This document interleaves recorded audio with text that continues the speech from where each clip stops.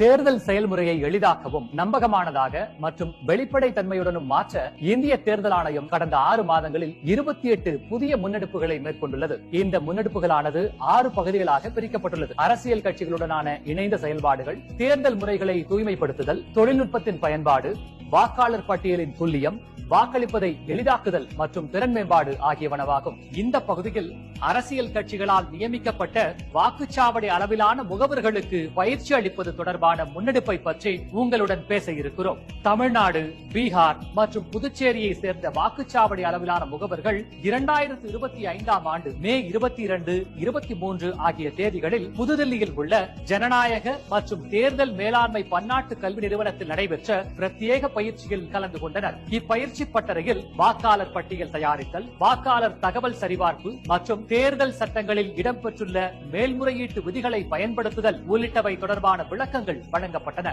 தமிழ்நாட்டைச் சேர்ந்த 254 வாக்குச்சாவடி அளவிலான முகவர்களுக்கு இப்பயிற்சியில் பங்கு கொண்டு பயன்பெற்றனர். அடுத்த காணொலியில் இந்திய தேர்தல் ஆணையத்தால் மேற்கொள்ளப்பட்டுள்ள பிற முன்னெடுப்புகளை பற்றி காண்போம். இதுபோன்ற இந்திய தேர்தல் ஆணையம் தொடர்பான மேலும் புதிய தகவல்களுக்கு எங்களது அனைத்து சமூக ஊடக தளங்களை பின்தொடரவும் மற்றும் சப்ஸ்கிரைப் செய்யவும்.